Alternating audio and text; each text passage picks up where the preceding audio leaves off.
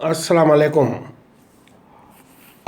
भाई आज मैं कुछ बातें करना चाहता हूँ जो ताल्लुक़ करती है रब से।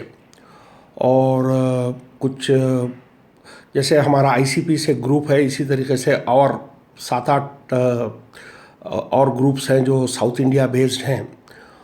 तो उनकी उर्दू इतनी अच्छी नहीं है, तो वो उर्दू में इतना क्लियरली नहीं समझ पाते हैं, तो मुझसे रिक्वेस्ट की गई है कि मैं कुछ अंग्रेज़ी में कहूँ। तो आज मैं अपनी सारी बात इंग्लिश में करने की कोशिश करता हूँ। और मैं तमाम हाइक के मेंबर्स को ये कहूँगा कि मुझे वैसे भी आप लोग बर्दाश्त करते हैं, तो इस पर तब मेरी ख़राब अंग्रेज़ी को बर्दाश्त कर लीजिए। There is no god except the system. Pre-Islamic religion in Arabia consists of indigenous polytheist belief, Nestorian Christians, Judaism and Zoroastrian. Nestorian Christians was the dominant religion in Eastern Arabia prior to the advent of Islam. In the later stage of pre-Islamic era, Christianity gained convert with some unorthodox sects, such as the genocides also having a presence. The sedentary people of pre-Islamic Eastern Arabia were एक minute और पानी P लेता हूँ।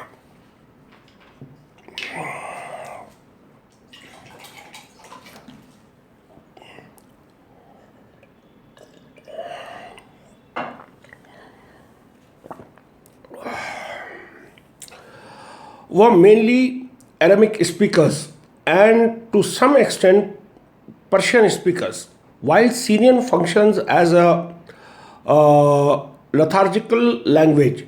In the pre-Islamic terms, the population of Eastern Arabia consists of Christianized Arabs, Amerindians Christians, Persian-speaking Zoroastrians, and Jewish agriculturists. The period was called the Dark Ages, as there were complete culture and economic deteriorations. There was total absence of enlightenment and reasoning because religion does not follow its followers to use intellect as foresee outside its fold. In such an era of multiple beliefs and decline, a towering personality appeared in Arabia. He was identified as Muhammad bin Abdullah, respected servant of the system. Many salutations to him, who proclaimed the phenomenal phrase, La ilaha illallah, there is no God except the system. He unified Arabia into a single unit under this banner. His philosophy was of love and brotherhood of mankind. He encouraged using reason, understanding the limitations, boundaries, that is hudud, of the system and shunning blind worship. He dearly wanted to uplift the mankind from the shamable of the blinds worshipping in the name of religion. His expressions are recorded in the glorious book called Al-Quran. That is, you can refer Qawle Rasul Kareem 6940. The first chapter of Al-Quran is Al-Fatiha, which is about the opening of mind.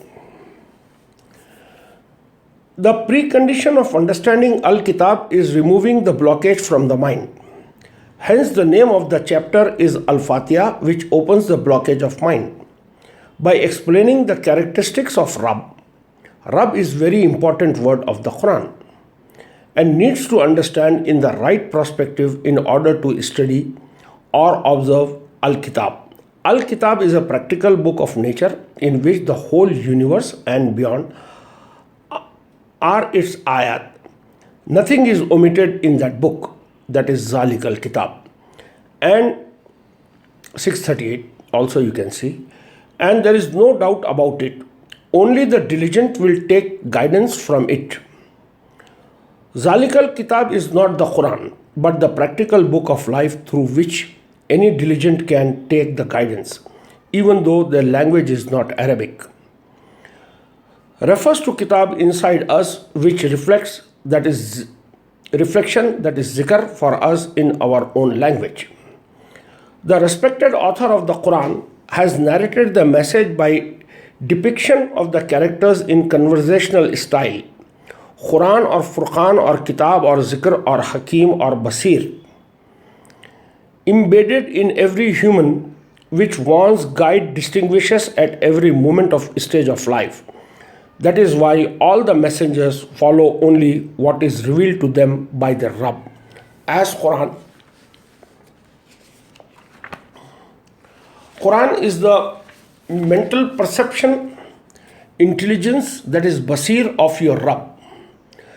To read a book, you need a mind, not a God. To read a book, you need a mind, not a God.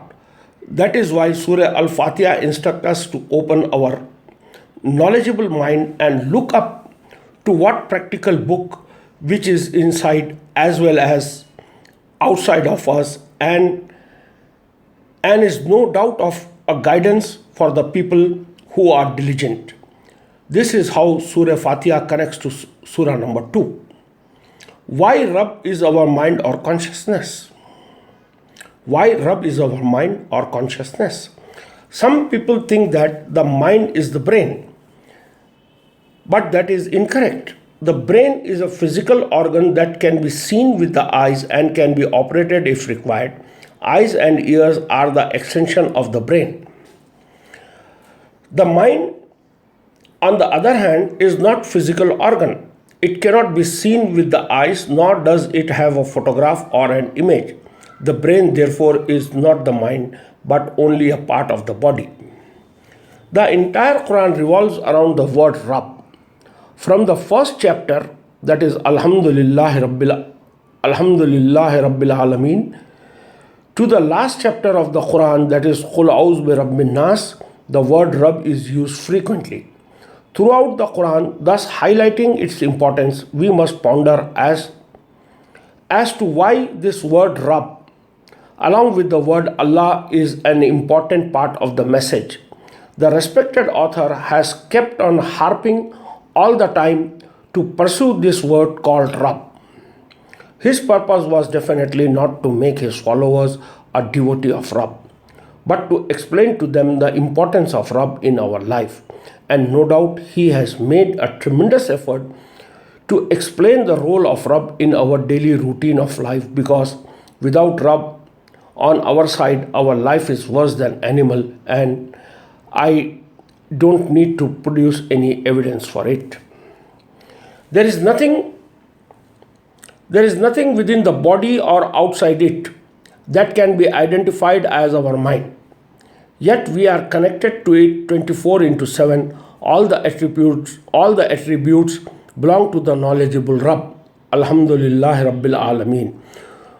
No vision can grasp him. He can grasp all vision. He is substantial and well acquainted.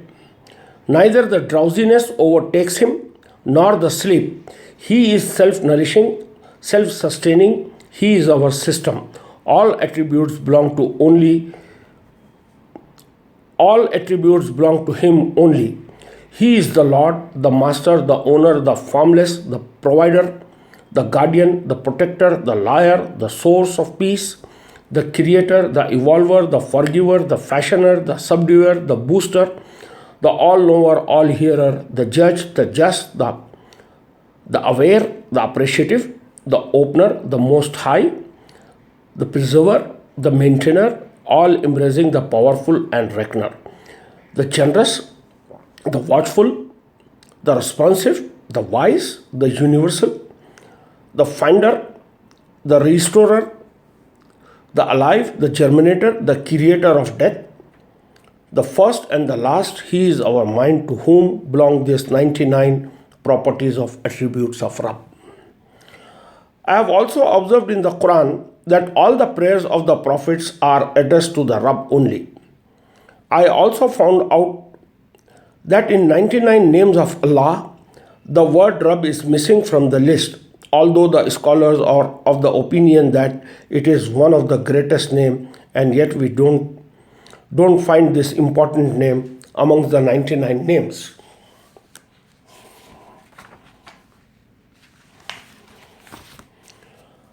I realize that when prayers are prayers, it is only our own self we hears our plea.